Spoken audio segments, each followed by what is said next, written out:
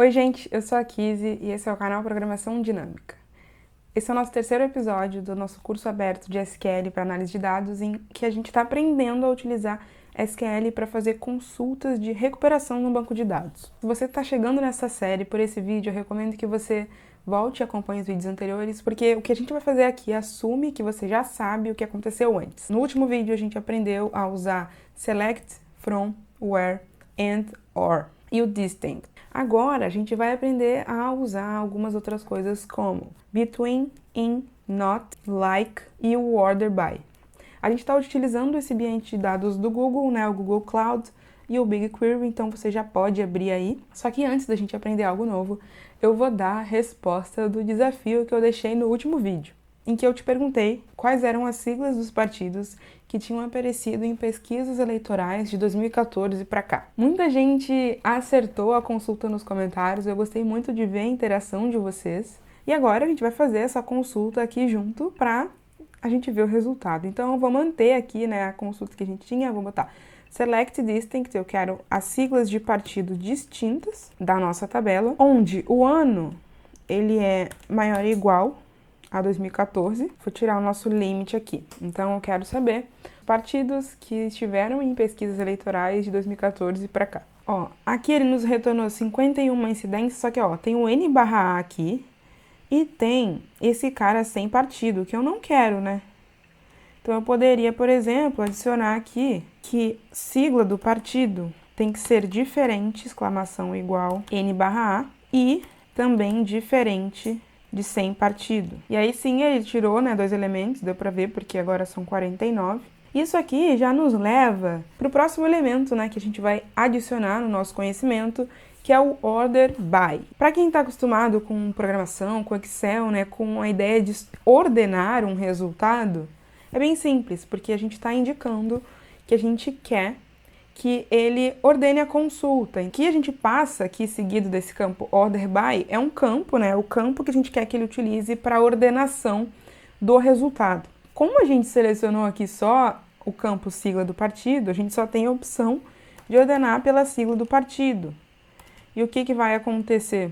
O nosso resultado, esse aqui, vai aparecer ordenado. Então, a gente vê que ele não está em nenhuma ordem. Se a gente executar essa consulta, agora ele dá os partidos em ordem alfabética. Este cara, ele também tem uma variação. Se eu quiser a ordem decrescente, eu posso adicionar no final o desk. E ele inverte o resultado. Bem simples. Bacana?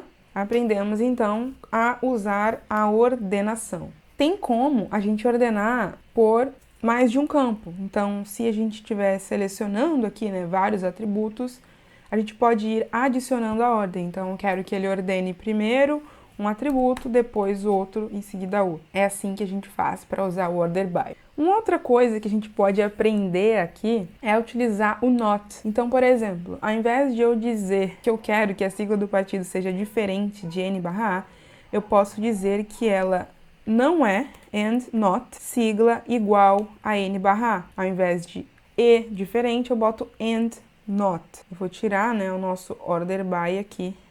Vou adicionar um limit, porque eu vou economizar dados aqui. Tá reclamando desses 2 aspas. Nossa, tá tudo errado aqui, peraí.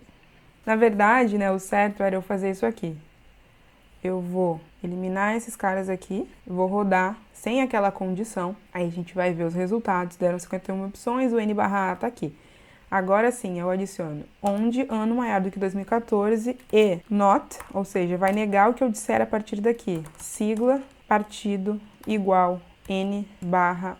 Então o not é uma negação. Not em inglês é não. E não, sigla, partido, igual. Se eu executar, ele vai tirar nosso N/A.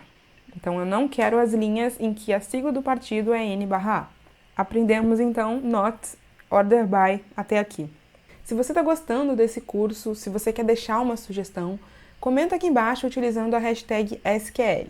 É muito importante para que esse vídeo chegue a mais pessoas. Inclusive, já deixa o seu like aqui para que mais pessoas possam aprender SQL assim como você.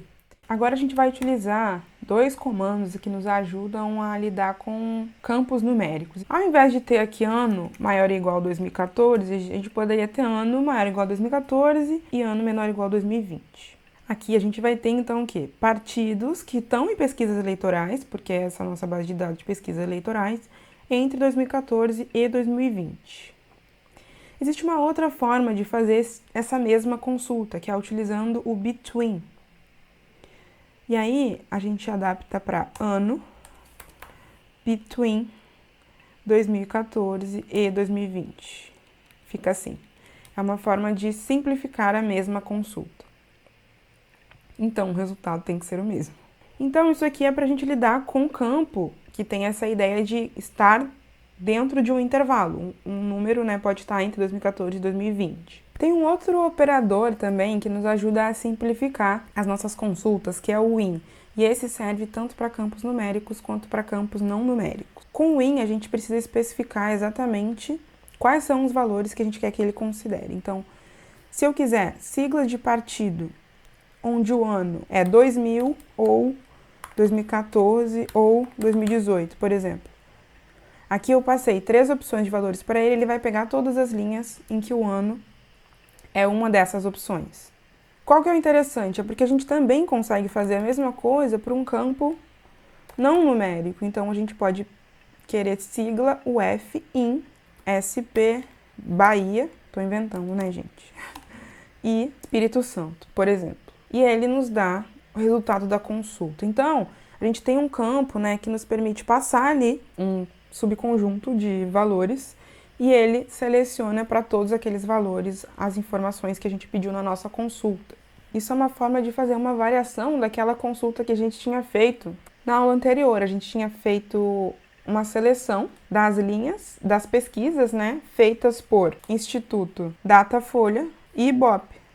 A gente poderia fazer aquela mesma consulta dessa maneira. Datafolha e Ibope estão aqui. Legal? Poderíamos, né, utilizar o conhecimento que a gente adquiriu aqui e, por exemplo, pedir para ordenar esses resultados pela sigla da UF. Vamos olhar o nosso resultado. Agora, ele ordenou, porém, ele colocou em primeiro aqui os nulos. A gente tem como filtrar valores nulos. A gente pode escrever e, sigla UF, né, que é o que a gente quer, não é nulo. Is not null. A gente pode fazer isso. Pode até fazer assim. Sigla UF não é nula. Se a gente executar, a gente vai receber o nosso resultado apenas com linhas em que a sigla UF não é nula. Então, aqui a gente tem como filtrar um valor para ele ser nulo, inclusive, se eu posso selecionar só onde eles são nulos, e também onde eles não são nulos. E aqui, gente, a gente vai aprendendo, então, maneiras de questionar, né, o nosso banco de dados, utilizando esses recursos de SQL. Então, o que é o mais interessante? Aprender a partir dessas perguntas, né, dessas consultas, porque são tantos recursos que você vai poder utilizar conforme você vai aprendendo, que não tem muito sentido você só chegar e decorar, né, todas as coisas. Você precisa praticar, e para praticar você tem que fazer perguntas para o banco de dados e entender como você constrói as suas consultas.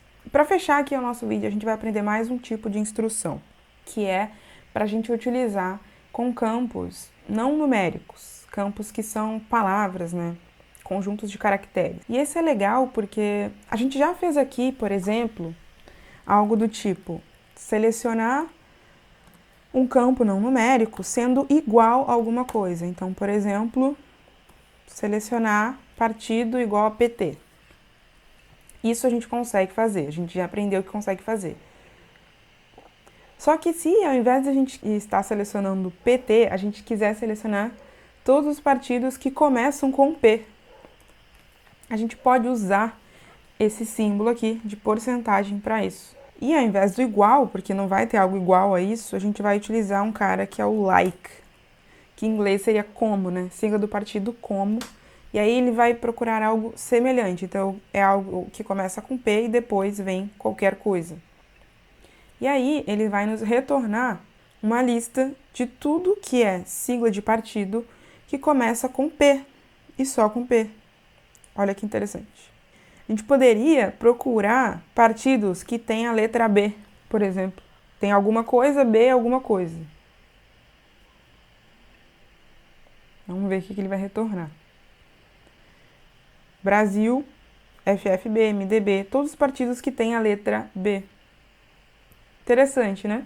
Muito interessante também é fazer isso. A gente pode indicar um número de caracteres independente de quais sejam. Então, a gente vai passar tracinho, tracinho, ele vai nos retornar todas as siglas de partido distintas que eu pedi, ordenadas como eu pedi, que tem 2 letras. A gente pode também dizer que a gente quer que a primeira letra seja P. Então, agora vão ser partidos com sigla de 2 letras e só P na frente. A primeira letra é P. E como que isso se diferencia desse cara aqui? Porque esse aqui pode vir qualquer coisa depois do penta, mais de um caractere. Eu também posso fazer algo do tipo indicar que eu quero que a segunda letra seja R. E aqui só vai ter 2 letras, né? Ou então, tem 4 letras e a segunda é R. Acho que só tem um cara que se enquadra, mas vamos descobrir. PRTB. Então, com o like, né, a gente pode ter essas variações que são bem interessantes. A gente consegue passar uma expressão para ele e indicar o que precisa ter, né, dentro dessa palavra. E se a gente precisar, né, que é raro, mas se a gente precisar utilizar o underline e o porcentagem em si como parte da nossa palavra, a gente vai ter que utilizar o que a gente chama de caractere de escape. Então, ao invés de fazer, né, P underline, que ele vai tentar identificar todas as siglas de partido que começam com P e tem um único caractere depois, a gente tem que usar o barra barra antes, e aí sim ele vai procurar algo que seja P underline. Isso é uma sutileza também, mas que vale a pena registrar aqui. Bom, agora a gente aprendeu algumas coisas interessantes e a gente já pode aplicar isso, né? E para aplicar, então, vai ficar aquela nossa consulta de sempre como dever de casa. Então eu quero saber qual que é a forma de consultar todas as pesquisas eleitorais realizadas no ano de 2018 para o cargo de presidente no estado de São Paulo, ordenado por turno. Tá valendo? Agora é só você deixar a sua resposta aqui nos comentários. E eu tenho uma novidade para contar. Devido à grande aceitação e até ansiedade de algumas pessoas que querem assistir esses vídeos de SQL, eu decidi que eu vou começar a antecipar os vídeos, então assim que eles forem gravados, eles já vão ser disponibilizados para os membros aqui do canal que forem expresso ou superior. A gente tem 3 categorias de membro aqui, cafezinho, expresso e cappuccino. Se você for um membro expresso ou superior, então expresso ou cappuccino, você vai poder acessar essas aulas de SQL antes de elas saírem abertamente no canal. Se você não pode ser um membro aqui do canal, fique tranquilo que as aulas vão sair, a princípio, quinzenalmente. Se houver qualquer imprevisto, eu vou avisar na comunidade aqui do YouTube, então é importante que você esteja inscrito no canal, acompanhe aqui as nossas comunicações para você não perder nada. Esse vídeo fica por aqui, muito obrigada e até a próxima!